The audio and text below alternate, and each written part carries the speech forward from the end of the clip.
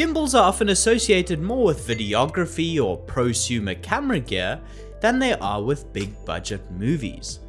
However, this shouldn't be the case. For years, this method of stabilizing cameras and operating them in a handheld configuration has been used on many industry-level shows, commercials, and movies. So let's use this video to look at 5 reasons why filmmakers use gimbals in both videography and on high-end productions alike. This video is sponsored by Squarespace, the best place to create and manage your website.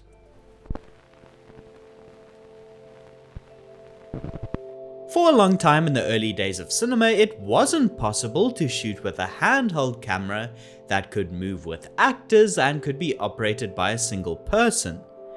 Instead, filmmakers that wanted to move these heavy cameras needed to do so on a dolly, a platform which could be slid along a track using wheels. This trained the audience's eyes for decades to accept the smooth tracking movement as the cinematic default. To this day, this language of smooth, flowing, stable camera movement has persisted and is often sought after by directors and cinematographers. Gimbals are able to achieve a similar movement without needing tracks and a dolly by using sensors that detect when a camera is off kilter and correcting that by evening it out with motors in real time. These motors can control 3 axes of movement, hence why these devices are also called 3-axis gimbals. They can adjust and even out the up and down motion known as tilt, the side-to-side motion known as pan, or rotational motion known as roll. Different gimbals can be set to different modes to control the axes of movement that you want. For example, you could limit the motion to a pan-follow mode, where the motors stabilize and lock the tilt and roll axes, and only react and follow when the operator pans the camera horizontally. Or you could enable pan and tilt follow, where only the roll axis is locked, so that as the operator moves the gimbal horizontally or vertically, the gimbal will follow along with the movement of the operator. Gimbals can therefore be quite reactive to the handheld motions the operator makes, so are a useful tool in situations that require floating, smooth moves that need to track the motion of an actor or moving object. Because they're operated handheld, the kind of movement you get from a gimbal will have more of a floating, drifting stability to it, with small meandering deviations and moves, which is caused by the manual operation of it, compared to something like a dolly, which is super stable, heavy, and tethered to a specific line of track that creates more precise, cleaner moves. Certain filmmakers may want this drifting feeling of motion that is attainable from a gimbal. One advantage that a gimbal has over alternative grip rigs that also produce smooth camera movement is that they can be more easily set up and operated over uneven terrain or in remote locations. While it is possible to lay tracks on uneven outdoor locations by first building a wooden platform to use as a smooth and level base, it is miles easier to operate the camera handheld on a gimbal and use your feet to move over uneven surfaces. If venturing into very remote locations, it also means that all that productions will need to carry is a gimbal camera build, some batteries, and maybe a box of lenses, compared to a massive truck and full grips package which may not be able to make it up to certain mountain locations. Filmmakers may also want dynamic movement that squeezes through tight spaces, where larger cinema grip rigs would otherwise not be able to fit, like through car doors or inside tight interiors. Or they may need the camera to move up and down a slope, which could also include something like stairs, which dollies can't do since they need a stable level platform to lay tracks on.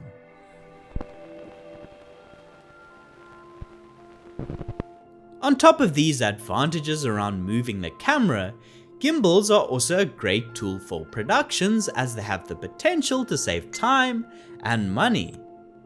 Paying for a single gimbal operator, or even having DPs operate the gimbals themselves and getting the first ACs to build and balance them, can provide a good saving on the group's budget.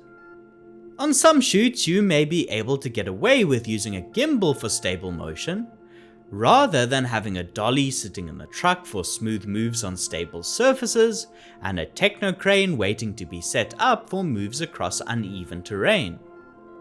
On top of the gear costs, you also save on crew costs, as choosing to use a dolly or a techno crane will come with the costs of hiring a larger grip team to set up and run the gear.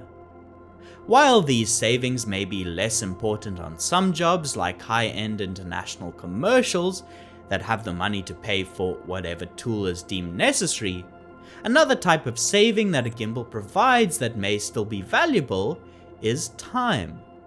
It's almost always easier to walk through shots, make adjustments to positioning, and do a run through on a handheld gimbal without needing to get a team to lay tracks or spend lots of time between setups building and positioning grip rigs.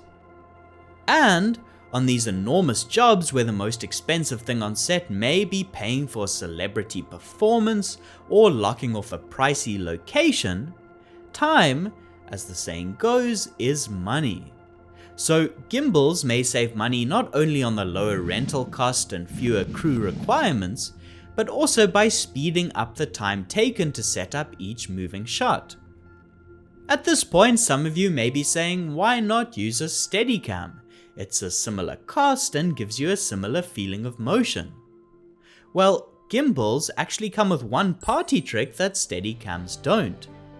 But before we get there, I'd like to thank Squarespace, our longtime sponsor who made this video possible.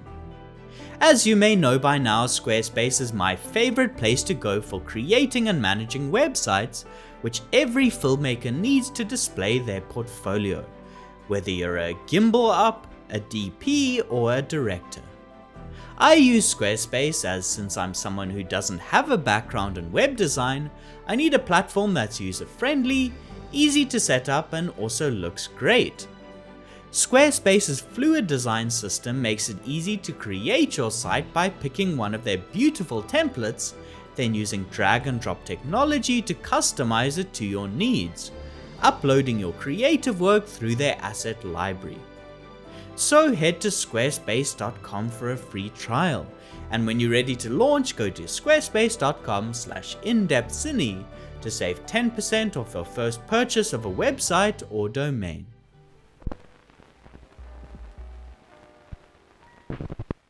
So what is this extra capability that a gimbal has that a Steadicam doesn't have? Because most large production gimbals like the Movi Pro or Ronin 2 have motors that control 3 axes of movement and have controls in the form of a joystick or wheels that enable operators to wirelessly control how the camera tilts, pans and rolls, it is effectively a remote head. This means that it can double up and be used both in a handheld gimbal configuration for some shots, then rebuilt as a remote head and attached to rigs such as a crane, car arm, or as a remote head on a dolly. So instead of hiring both a Steadicam to do tracking shots on the ground, and a Libra head that is attached to a crane for an aerial shot, productions can get away with using only one gimbal. When gimbals are rigged as remote heads, they basically transmit a signal between the wheels moved by the operator and the gimbal. There are 3 wheels that each represent pan, tilt, and roll. So if an operator wants to pan the camera left to right, they can roll the side wheel forward. This will then send an instantaneous signal from the wheels to the head, which will pan the camera without the operator needing to be physically near the head. Gimbals can also be used for transition shots that change between 2 different builds or operating methods during a single take. For example, this shot, which slides the camera in a remote head mode up a story on a wire rig while being controlled wirelessly by an operator. It then gets unclipped from the rig and grabbed by an operator who can proceed to use it to follow the action like a handheld gimbal.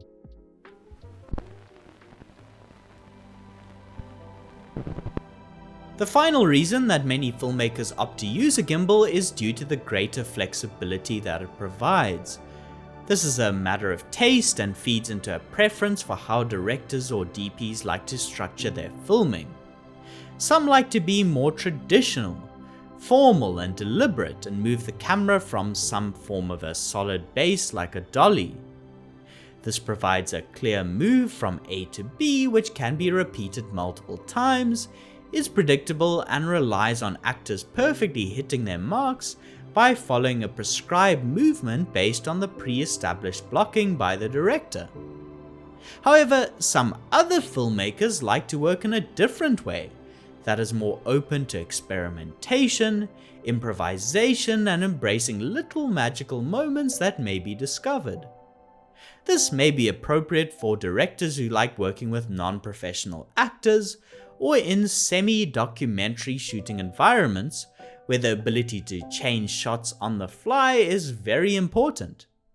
It may also be good for directors who like to shoot in long takes, where they can work with actors and give direction as they go, putting the actors in a fully dressed shooting environment and then chasing after them, finding the best angles and moments of performance through shooting.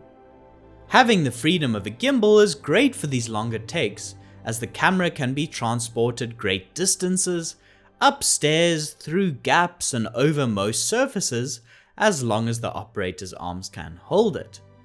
It also eliminates the need to place tracks, which have a chance of being seen in the shot if shooting in an expansive 360-degree style where we see everything in the location. Gimbals are also great for scenarios where the actors aren't given an exact mark or blocking and are instead encouraged to move around and find the shot.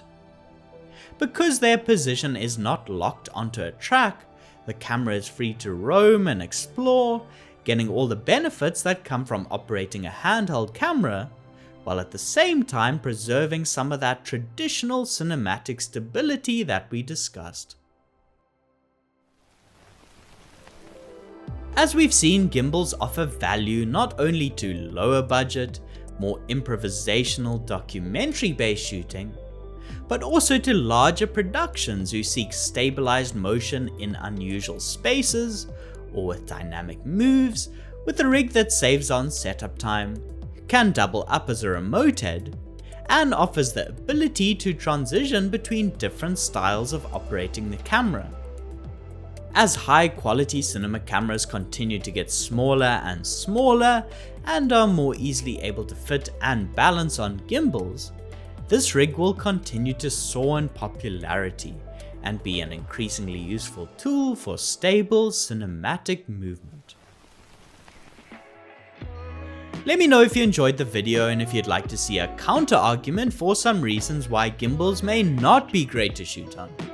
Special thank you to all the patrons who get these videos early and free of ads, as well as all the loyal subscribers. Otherwise, until next time, thanks for watching and goodbye.